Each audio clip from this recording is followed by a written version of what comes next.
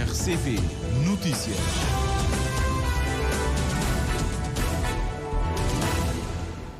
Relógio já marca 13 horas em Cabo Verde. Está a começar o Jornal da Tarde da RCV para esta quinta-feira. E abrimos com os principais títulos.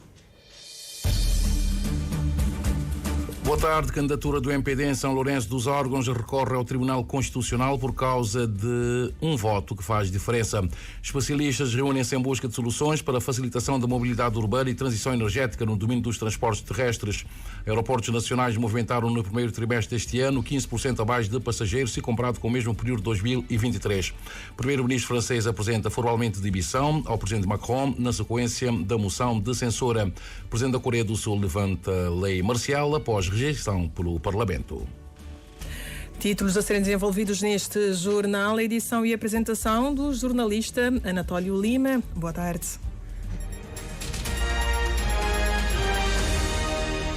Amigo ouvinte da Rádio de Cabo Verde, muito boa tarde, seja bem-vindo a este jornal. A candidatura do MPD em São Lourenço dos Órgãos, interior de Santiago, já contestou os resultados provisórios das eleições de domingo no Tribunal Constitucional.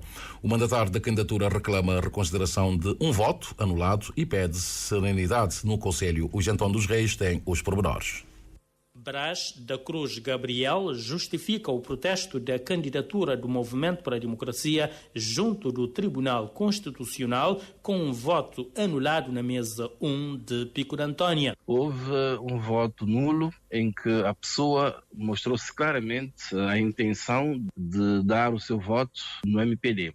Porém, podemos verificar que neste mesmo boletim estava um pequeno rabisco de caneta que levou a considerar esse boletim como nulo. A mesa de apuramento analisou o boletim e considerou mesmo como nulo e o MPD protestou. E neste caso, recorremos ontem ao Tribunal Constitucional com o intuito de se poder averiguar melhor este boletim de voto. E estamos aguardando serenamente pela decisão do Tribunal, que seguramente irá pronunciar nas próximas horas. É o único motivo de reclamação neste momento da vossa candidatura? Exatamente. O único voto reclamado pelo MPD iria empatar a disputa para a Câmara Municipal em São Lourenço dos Órgãos. Até a decisão do Tribunal Constitucional, o mandatário da candidatura do Movimento para a Democracia apela à serenidade por parte dos laurentinos. Pedir aos apoiantes, aos militantes, tanto do MPD como do PICV, que mantivessem serenos e com muito civismo para, enfim, aguardarmos pela decisão do Tribunal. Segundo os resultados provisórios, a candidatura do PAICV venceu na Câmara com 1.608 votos, o MPD obteve 1.607 e a candidatura da UCID conseguiu 54 votos. Já para a Assembleia Municipal, a lista do PAICV obteve 1.601 votos, o MPD teve 1.587 e a UCID conseguiu 67 votos. A taxa de abstenção no município de São Lourenço dos Órgãos situa-se em 42,2%. Um voto que faz diferença e que pode ditar a vitória ou então um empate. Havendo empate, certamente que teremos novos capítulos neste assunto. Arrancou hoje aqui na Praia o primeiro Fórum Internacional organizado pela ARM sobre transporte coletivo de passageiros, intitulado O Papel do Serviço Público e Transporte Regular Coletivo de Passageiros na Promoção do Desenvolvimento Económico. O evento, que tem a duração de 2 dias, reúne especialistas e visa promover uma reflexão sobre os desafios e perspectivas pelo setor, incluindo a facilitação da mobilidade urbana e interurbana e a transição energética. O Canda Amorim Fortes tem os pormenores. Durante o evento, que se enquadra nas celebrações do Dia Mundial de Transporte Sustentável, dia 26 de novembro passado, serão debatidos também os esforços conjuntos necessários para garantir a compatibilização da sustentabilidade dos operadores e dos interesses dos utentes, assim como uma transição energética justa e sustentável. A presidente do Conselho de Administração da Agência Reguladora Multissectorial da Economia, Leonilde Santos, realça a pertinência do evento, que visa debater o papel do Serviço Público de Transporte Regular Coletivo de Passageiros na promoção do desenvolvimento económico, tendo em conta a importância da transição energética e da mobilidade eficiente nos dias de hoje. permitindo assim que as pessoas tenham oportunidades de acesso ao emprego, à educação e outros serviços essenciais. Além disso, contribui significativamente para a redução do congestionamento nas vias urbanas e para a diminuição das emissões de gases poluentes, alinhando-se com os nossos objetivos da transição energética e sustentabilidade ambiental. Leonil de Santos avança alguns instrumentos que a ARME está a preparar e outros já em consulta. A ARME já tem em consulta pública a proposta do novo regulamento tarifário e em curso um estudo de levantamento de dados operacionais das linhas e dos pontos de paragens de autocarro. Além disso, a ARME, na sua agenda, tem a elaboração do regulamento de qualidade de serviços para os transportes coletivos urbanos de passageiros. A presidente da ARME defende também que é necessário clarificar o papel de cada interveniente na regulação do setor, que é partilhada entre governo, ARME e municípios. Por seu lado, o ministro da Administração Interna reconhece um crescimento das populações urbanas e desafios como a falta de infraestruturas e de espaços para a expansão das vias públicas e tarifas acessíveis. Porém, Paulo Rocha refere dados do INE que justificam uma aposta no crescimento do setor, mas não sem que se observem as obrigações de serviço público. O relatório mais recente, referente ao segundo trimestre deste ano, refletindo o desempenho deste setor nos meses de abril, maio e junho, indica que foram transportados uma média de 68.287 passageiros, representando um aumento de 2,5% comparativamente ao número registrado no segundo trimestre de 2023. A estes dados acrescem ainda os dados do subsetor de transporte coletivo interurbano, que contabiliza milhares de pessoas transportadas diariamente, particularmente nas ilhas de Santo Antão, São Vicente, Sal, Santiago e Fogo, o que ilustra, por um lado, que se trata de um setor em claro crescimento e, por outro, que reforça a importância de um compromisso com a mobilidade sustentável, regular, saudável e segura, considerado hoje um valor que somos todos convocados a vivenciar. O que somente é possível se efetivamente tivermos as obrigações de serviço público, bem assim dos operadores e dos passageiros, a par da segurança rodoviária, no centro do sistema de mobilidade e as pessoas no centro das decisões. Em 2022, acrescenta Paulo Rocha, o Governo aprovou o regime jurídico de transporte regular coletivo de passageiros em vigor, incluindo o regime de obrigações de serviço público, no intuito de assegurar o desenvolvimento económico do país num quadro de eficiência e sustentabilidade, com redução progressiva dos custos sociais e económicos do transporte de passageiros. Em 2023, salientou ainda o Ministro da Administração Interna, o INE registrou uma média de 64.360 passageiros transportados por dia, um aumento de 7,2% face a 2022, e uma média de 17.954 quilómetros percorridos por dia, mais 7% que em 2022. E os aeroportos nacionais movimentaram nos primeiros 3 meses deste ano mais de 700 mil pessoas, um aumento de 15% em relação ao mesmo período de 2023. Dados revelados pelo Instituto Nacional de Estatísticas no Boletim de Estatísticas dos Transportes, o mesmo documento refere ainda que o volume de cargas movimentadas neste período do ano por via aérea ultrapassou os 86 mil quilogramas. No capítulo dos transportes marítimos, o movimento de passageiros ultrapassou os 400 mil, mais 19 mil do que igual período em 2023. No domínio dos transportes terrestres, o estudo do INE referente ao período do primeiro trimestre deste ano aponta que mais de 5 milhões de passageiros foram transportados, registrando-se um aumento de mais de 68 mil em relação ao mesmo período de 2023. E já lá vão 15 anos que, sob a designação da FAO, a cada dia 5 de dezembro, comemora-se o Dia Internacional dos Solos, efeméride cujo lema deste ano é cuidados dos solos, medir, monitorizar e gerir. E em Cabo Verde, o Instituto de Ciências e Tecnologias Agrárias, sediado em Santo Antão, também é aniversariante, já que completa 2 anos de vida. Para assinalar as duas efemérides, está numa visita ao Conselho de Paúl, com estudantes de Agronomia e Zootecnia, a presidente do Instituto de Ciências e Tecnologias Agrárias, Isaurida Batista, que deixa um leque de recomendações viradas para valorização de conhecimentos empíricos, investimentos nas tecnologias e também investigação, conforme a Joana Lopes.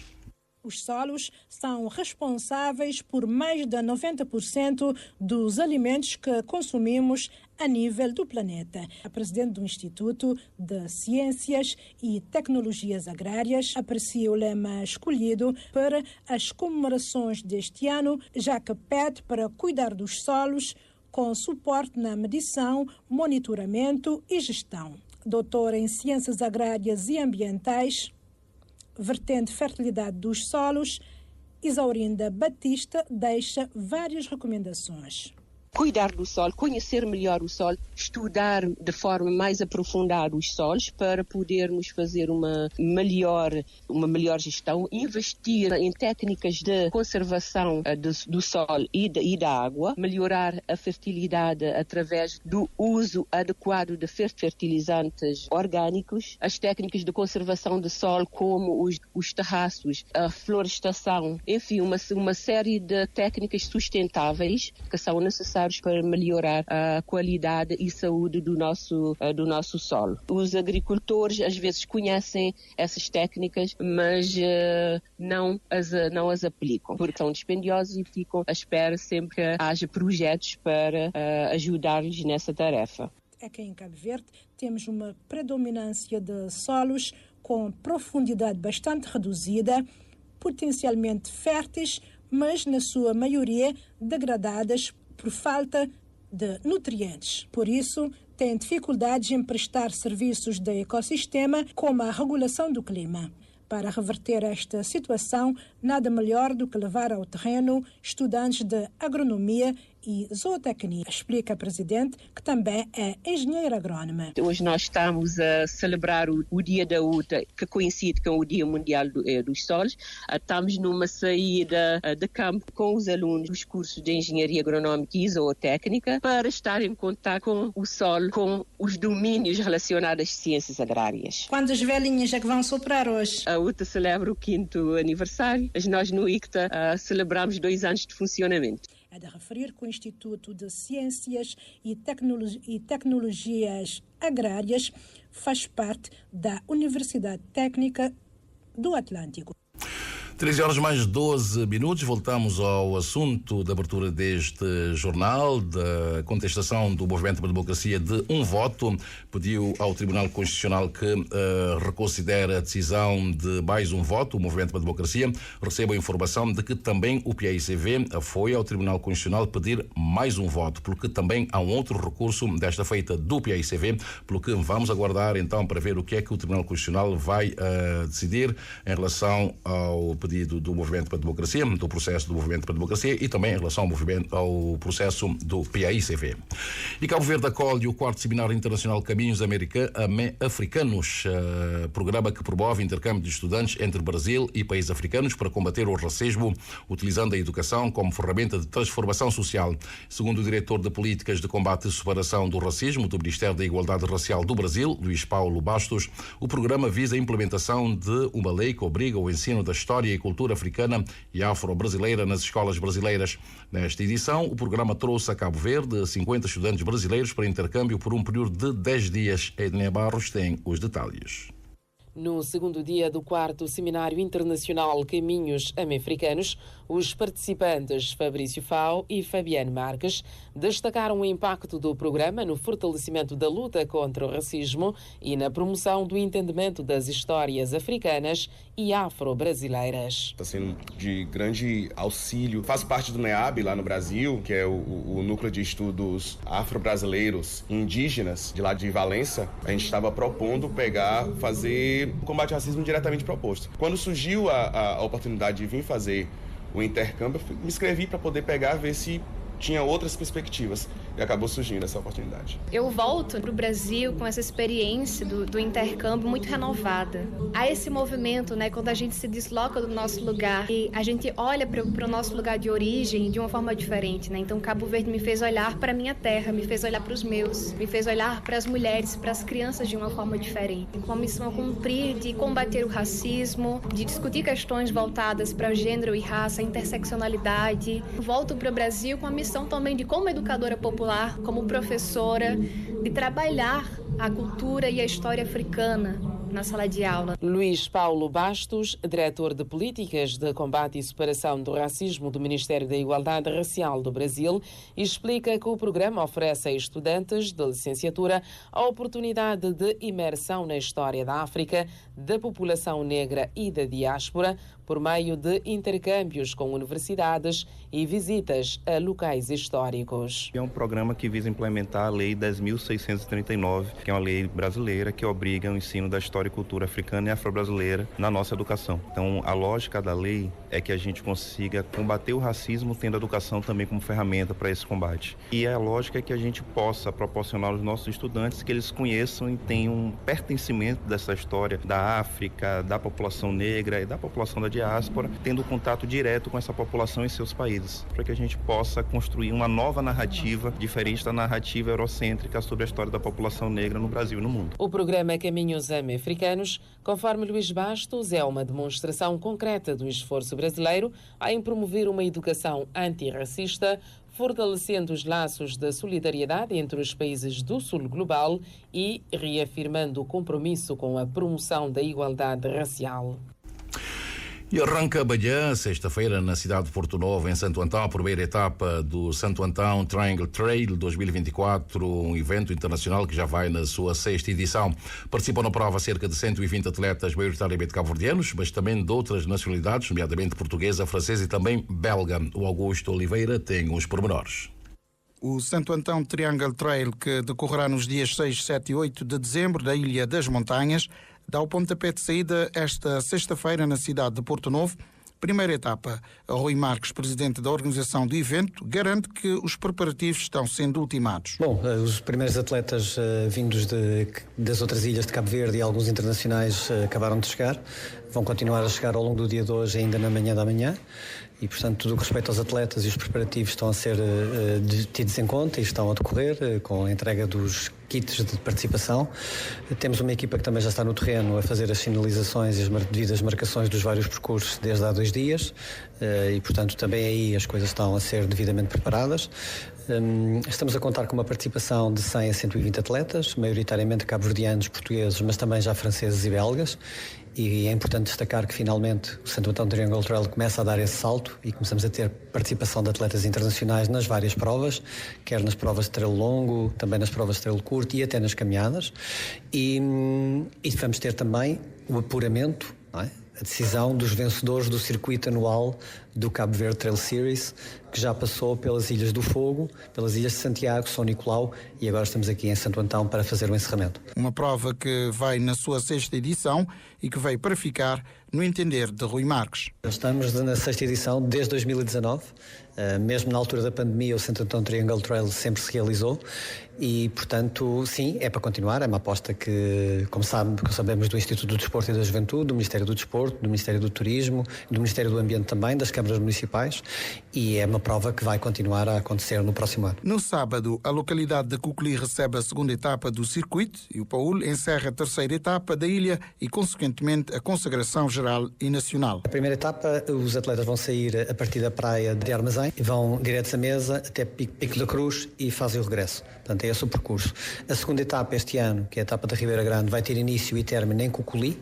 Decidimos fazer algumas mudanças no percurso. Vamos iniciar e terminar em Cuculi para explorar outros trilhos do município da Ribeira Grande. A 3ª etapa, Paul, é o mesmo percurso de sempre, com início e meta na zona do Paul, junto à Câmara Municipal. É aí que se vai dar, a seguir à etapa, a consagração geral. Vamos realizar uma cerimónia no Liceu do Paul, no auditório, a partir das 14 horas, onde vamos consagrar os vencedores da etapa e os vencedores do circuito Cabo Verde Trail Series 2024. O Rui Marques com a antevisão do Santo Antão Triangle Trail 2024, que tem o seu início esta sexta-feira, 6 de dezembro, na cidade de Porto Novo.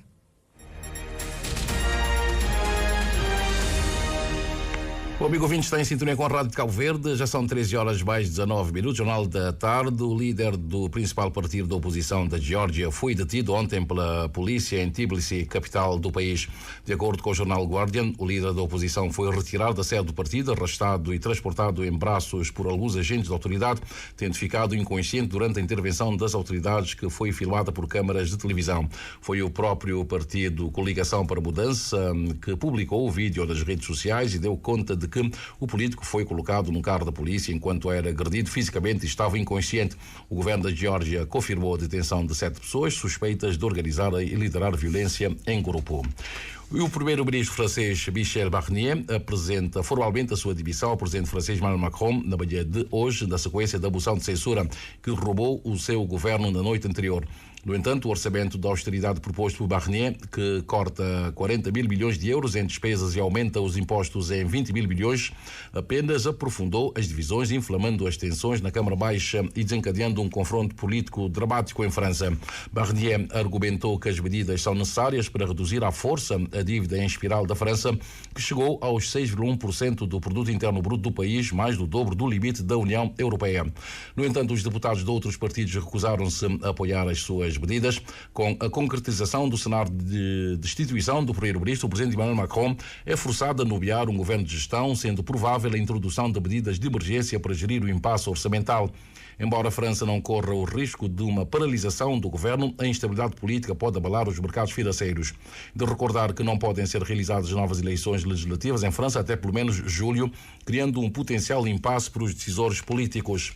Apesar dos apelos de demissão, Emmanuel Macron insistiu que irá cumprir o resto do seu mandato até 2027. O presidente francês vai falar hoje à nação na noite desta quinta-feira. E o presidente da Coreia do Sul anunciou que vai levantar a lei marcial que tinha imposto depois do decreto ter sido rejeitado pelo Parlamento. 190 dos 300 deputados presentes pronunciaram-se a favor da anulação da medida. Após a votação, o presidente da Assembleia da Coreia do Sul tinha declarado inválido a lei que adotava um regime militar no país pela primeira vez desde 1980. O presidente sul-coreano decretou a lei marcial na noite de terça-feira, acusando a oposição do país de controlar o Parlamento, simpatizar com a Coreia do Norte e paralisar o governo com atividades anti-estatais. A lei marcial tinha por objetivo erradicar as forças pró-norte-coreanas e proteger a ordem constitucional da liberdade, acrescentou o presidente sul-coreano. Na sequência do anúncio presidencial, os militares sul-coreanos decretaram a suspensão do Parlamento e de outras reuniões políticas suscetíveis de causar confusão social, segundo a agência noticiosa Yonhap, financiado pelo governo. Para além da suspensão das atividades parlamentares, todos os meios de comunicação social e editoras deveriam ser colocadas sob o controle da lei marcial, enquanto os trabalhadores da saúde em greve seriam instruídos a regressar ao trabalho no prazo de 48 horas, segundo a agência de notícias. Milhares de médicos estão em greve há meses devido aos planos do governo de aumentar o número de estudantes nas escolas de medicina. Milhares de pessoas juntaram-se em frente ao Parlamento sul-coreano após o anúncio do presidente do país e viaturas da polícia bloquearam a entrada principal do recinto onde fica a Assembleia Legislativa. Houve relatos de confrontos entre a polícia e os manifestantes no exterior do Parlamento sul-coreano, tendo sido vistos militares avançar para a entrada do edifício. Já temos 13 horas mais 23 minutos, sensivelmente, praticamente no final deste jornal. Vejamos agora como é que está o movimento aéreo e marítimo do arquipélago. Em relação à movimentação aérea, algumas aeronaves a virem para o arquipélago, nomeadamente um aparelho da TUI que vai para São Vicente, São Pedro. Está muito perto, deve aterrar dentro de sensivelmente 25 minutos. O aparelho da TUI que vem de Amsterdã e vai para São Vicente. Para a Ilha da Boa Vista deve aterrar dentro de instantes o aparelho também da TUI, vem de Birmingham, no Reino Unido. A aterragem prevista a 1 hora mais 13 minutos. Temos também uma aeronave que vem também do Reino Unido, de Manchester, também vai para Boa Vista, com a aterragem prevista às 13 horas e 51 minutos. Uma outra aeronave também da TUI, vem de Londres, vai para Ilha do Sal, com a aterragem prevista às 13 horas e 53 minutos. De Verona vai para Boa Vista um aparelho da Neos, com a aterragem prevista às 2 horas e 4 minutos. O aparelho está ainda a alguma distância do nosso arquipélago. E finalmente de Manchester vai para a Ilha do Sal, um outro avião é também da TUI e deve aterrar às 2 horas e 13 minutos. Pela via marítima, neste momento temos um fraco movimento de entre os ferros que normalmente estão a navegar neste momento. Deixa-me ver o que é que temos. Nenhum está a navegar neste momento. O Criolla está na região sul, no Porto de Vale dos Cavaleiros, e temos o Chiquinho BL, que normalmente está a navegar nesta hora, também já está no Porto Grande, em São Vicente. Não vejo o Dona Tututa, deve estar no Porto Grande em São Vicente.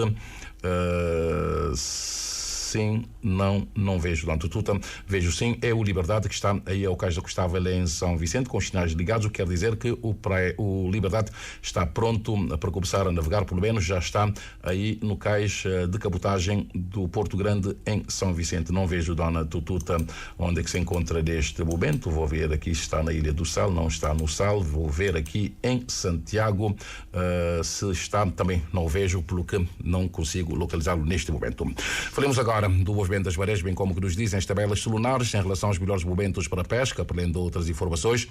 Para esta quinta-feira, 5 de dezembro, o sol despontou às 6 horas 46 minutos e 15 segundos e o pôr do sol será às 18 horas 3 minutos e 26 segundos. A lua está na fase crescente, saiu pelo sudeste às 10 horas e 32 minutos e vai se pôr pelo sudoeste às 22 horas e 4 minutos. A primeira baixa-mar do dia aconteceu às 2 horas e 49 minutos e a segunda acontece daqui a pouco às 14 horas e 46 minutos. E a primeira praia-mar do dia foi às 8 e 51 e a seguinte será às 21 horas e 12 minutos. E os dados apontam que hoje não é um bom dia para pescar. Amanhã, sexta-feira, a primeira baixa-mar será às 3 horas e 36 minutos e a seguinte será às 15 horas e 31 minutos. E a primeira praia-mar de amanhã, sexta-feira, vai acontecer às 9 horas e 41 minutos e a seguinte será às 22 horas e 2 minutos. Em relação à pesca, amanhã será um dia regular para pescar. Os melhores momentos serão entre 3 horas e 41 minutos até às 5 e 41 ou então mira das 16 horas e 10 minutos até às 18 horas e 10 minutos. E já temos 13 horas mais 25 minutos. Vamos recordar os títulos que fizeram esta edição.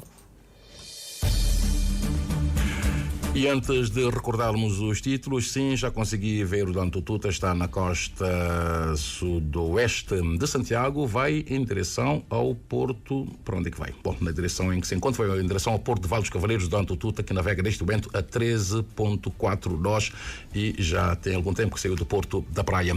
Vejamos então os títulos. A candidatura do MPD em São Lourenço dos Órgãos recorre ao Tribunal Constitucional por causa de um voto que faz diferença e tivemos a informação de que o PICV também recorreu ao Tribunal Constitucional, também querendo um voto mais na contagem final. Especialistas reúnem-se em busca de soluções para a facilitação da mobilidade urbana e transição energética no domínio dos transportes terrestres. Aeroportos nacionais movimentaram no primeiro trimestre deste ano 15% a mais de passageiros, se comparado com o mesmo período de 2023. O primeiro-ministro francês apresenta formalmente demissão ao presidente Macron na sequência da moção de censura.